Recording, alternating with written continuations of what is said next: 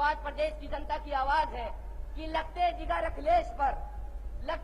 अखिलेश पर हम जान निछावर कर देंगे और कर वक्त ने हमसे खून मांगा, हम वक्त का दामन भर देंगे, हम वक्त का दामन भर देंगे। जिस पार्टी ने चुनाव के दौरान हर साल 2 करोड़ नौजवानों को नौकरी देने का वादा किया हो और सरकार में आने के बाद नौजवानों को नौकरी के बदले घोर निराशा मिली हो, क्या ये है अच्छे दिन? इस वक्त 17 फरवरी 2012 को मेरठ के अंदर एक अंग्रेजी के अखबार हिंदुस्तान टाइम्स की महिला संवाददाता ने मुझसे एक इंटरव्यू लेकर अपने अखबार में प्रकाशित किया। उन्होंने मुझसे बहुत से राजनीतिक सवाल पूछे। उसमें एक सवाल ये भी था कि नौमान मुर्तजा, तुम समाजवादी पार्टी के लिए प्रचार कर रहे हो, यदि कोई दूसरी पार्टी तुमसे कहती है कि आप हमारी पार्टी के लिए प्रचार करिए, हमारी पार्टी आपको बाय हेलीकॉप्टर चुनावी सभा को संबोधित करने भेजेगी, तो नौमान का जवाब क्या होगा? मैंने हिंदुस्तान टाइम्स की महिला पत्रकार को बड़ी विनम्रता के साथ इस बात का जवाब देते हुए हिंदुस्तान के सपूत और हॉकी के जादूगर श्री ध्यानचंद जी की एक सच्ची बात बताई, और वो ये बात ये थी कि जब जर्मनी के अंदर 1936 में ओलंपिक हुआ और इंडिया की तरफ से, हिंदुस्तान की तरफ से श्री ध्यानचंद जी ओलंपिक को खेलने गए, तो उन्होंने अपनी खेल की प्रतिभा से वो ओलंपिक जीता और देश के लिए गोल्ड मेडल लाने का काम किया। जर्मनी के चांसलर अडोल्फ हिटलर ने उनके खेल से प्रभावित होकर उन्हें लालच दिया कि अगर आप हिंदुस्तान को छोड़कर जर्मनी में आकर बस जाएं तो मैं आपको जर्मनी की फौज का मेजर बना दूंगा। तो श्री ध्यानचंद जी ने इस बात का जवाब दिया कि मैं जर्मनी की फौज का मेजर बनने के बजाय हिंदुस्तान की फौज का एक जाबाज सिपाही होने में गर्व महसूस करूंगा। ऐसे ही मैंने हिंदुस्तान टाइम्स की महिला पत्रकार से कहा कि मैडम, यह समाजवादी पार्टी का नन्हा सिपाही दूसरी पार्टी के हेलीकॉप्टर को छोड़कर समाजवादी पार्टी की साइकिल पर चढ़कर प्रचार करने में गर्व महसूस करेगा। और मैंने उनसे कहा कि मैडम, मैं एक समाजवादी हूँ और समाजवादी बिकाऊ नहीं होते, और जो बिकाऊ होते हैं वो समाजवादी नहीं होते। इस शेर मुर्तजा मेरठ।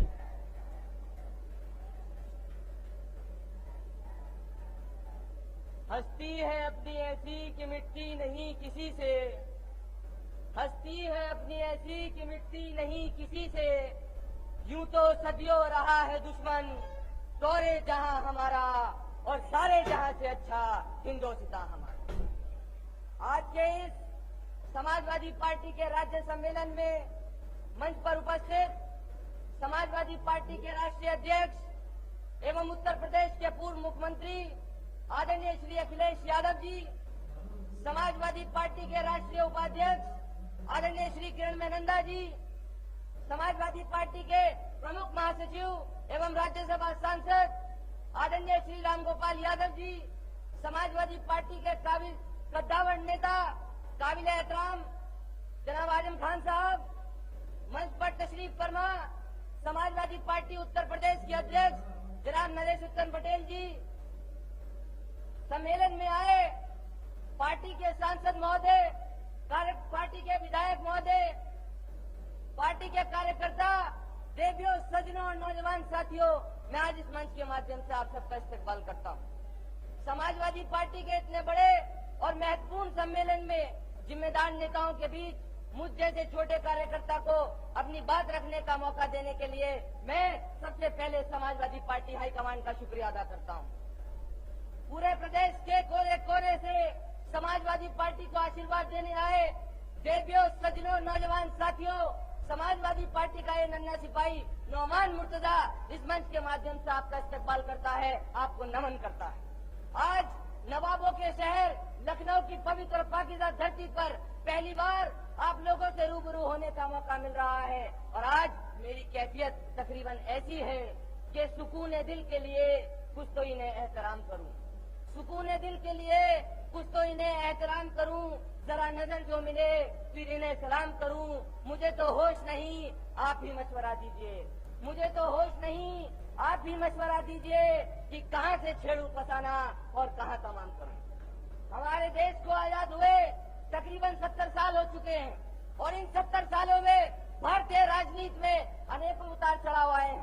पिछले कुछ दिनों से भारतीय राजनीति को एक नई दिशा देने की कोशिश की जा रही है। पिछले 3 सालों में देश के अंदर नोटबंदी और भूमि अधिग्रहण जैसे कानून बनाकर देश के अमीर उद्योगपति लोगों को करोड़ों अरबों रुपए का मुनाफा पहुंचाने की कोशिश की गई है। वहीं दूसरी तरफ देश के गरीबों, किसानों,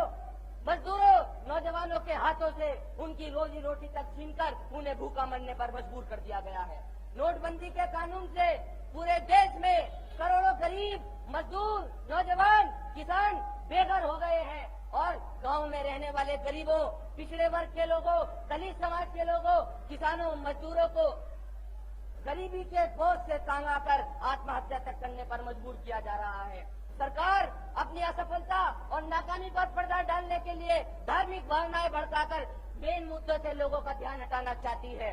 सदियों से साथ साथ रहते आए हिंदू और मुसलमानों को धर्म के नाम पर बांटने की साजिश रची जा रही है। जिस सरकार को गरीबों, पिछड़े वर्ग, दबे कुछ लोग, किसानों, नौजवानों और खास करके दलित समाज के लोगों ने इस उम्मीद के साथ वोट दिया था कि अच्छे दिन आएंगे, आज वही गरीब, मजदूर, किसान, नौजवान, पिछड़े वर्ग के लोग, दलित समाज के लोग इस सरकार के जुल्म और सितम के शिकार हो रहे हैं। मेरे दोस्तों, मैं कहना चाहता हूँ कि जिस सरकार में हर महीने 1,000 गरीब, मजदूर, किसान आत्महत्या करने पर मजबूर हो रहा हो, क्या ये है अच्छे दिन?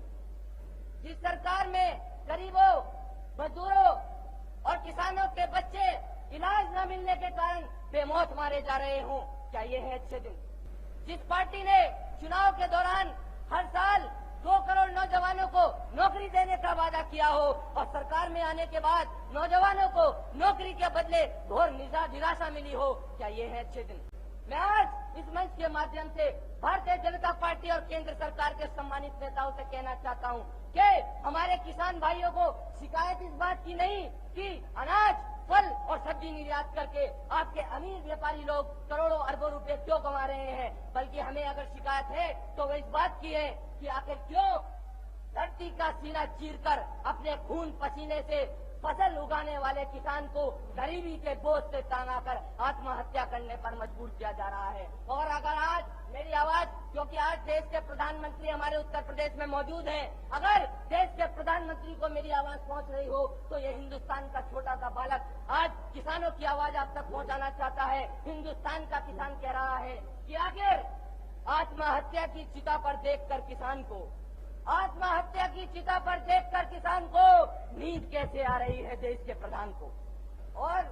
दोस्तों, बुजुर्गों, नौजवान साथियों, क्योंकि समय कम है, राष्ट्रीय अध्यक्ष जी का भी आदेश हुआ है, मैं 2 मिनट में अपनी बात को खत्म करता हूं। मैं आप लोगों के सामने एक छोटा सा वाक्य 2012 के विधानसभा चुनाव का रखना चाहूंगा। जब 2012 के विधानसभा चुनाव चल रहे थे तो मैं अनेकों शहरों कस्बों में समाजवादी पार्टी की सभा को संबोधित कर रहा था। उस वक्त 17 फरवरी 2012 को मेरठ के अंदर एक अंग्रेजी के अखबार हिंदुस्तान टाइम्स की महिला संवाददाता ने मुझसे एक इंटरव्यू लेकर अपने अखबार में प्रकाशित किया। उन्होंने मुझसे बहुत से राजनीतिक सवाल पूछे। उसमें एक सवाल ये भी था कि नौमान मुर्तजा, तुम समाजवादी पार्टी के लिए प्रचार कर रहे हो, यदि कोई दूसरी पार्टी तुमसे कहती है कि आप हमारी पार्टी के लिए प्रचार करिए, हमारी पार्टी आपको बाय हेलीकॉप्टर चुनावी सभा को संबोधित करने भेजेगी, तो नौमान का जवाब क्या होगा? मैंने हिंदुस्तान टाइम्स की महिला पत्रकार को बड़ी विनम्रता के साथ इस बात का जवाब देते हुए हिंदुस्तान के सपूत और हॉकी के जादूगर श्री ध्यानचंद जी की एक सच्ची बात बताई। और वो ये बात ये थी कि जब जर्मनी के अंदर 1936 में ओलंपिक हुआ और इंडिया की तरफ से, हिंदुस्तान की तरफ से श्री ध्यानचंद जी ओलंपिक को खेलने गए तो उन्होंने अपनी खेल की प्रतिभा से वो ओलंपिक जीता और देश के लिए गोल्ड मेडल लाने का काम किया। जर्मनी के चांसलर एडोल्फ हिटलर ने उनसे, उनके खेल से प्रभावित होकर उन्हें लालच दिया कि अगर आप हिंदुस्तान को छोड़कर जर्मनी में आकर बच जाएं तो मैं आपको जर्मनी की फौज का मेजर बना दूंगा। तो श्री ध्यानचंद जी ने इस बात का जवाब दिया कि मैं जर्मनी की फौज का मेजर बनने के बजाय हिंदुस्तान की फौज का एक जाबाज सिपाही होने में गर्व महसूस करूंगा। ऐसे ही मैंने हिंदुस्तान टाइम्स की महिला पत्रकार से कहा कि मैडम, यह समाजवादी पार्टी का नन्हा सिपाही दूसरी पार्टी के हेलीकॉप्टर को छोड़कर समाजवादी पार्टी की साइकिल पर चढ़कर प्रचार करने में गर्व महसूस करेगा। और मैंने उनसे कहा कि मैडम, मैं एक समाजवादी हूँ और समाजवादी बिकाऊ नहीं होते और जो बिकाऊ होते हैं वो समाजवादी नहीं होते। इस शेर के साथ अपनी वाणी को विराम देना चाहूंगा। अखिलेश जी की शान में 2 लाइनें अर्ज करता हूँ जो आज प्रदेश की जनता की आवाज है कि लगते जिगर अखिलेश पर हम जान निछावर कर देंगे और अगर वक्त ने हमसे खून मांगा हम वक्त का दामन भर देंगे, हम वक्त का दामन भर देंगे। जय हिंद, जय समाजवाद। बहुत बहुत धन्यवाद।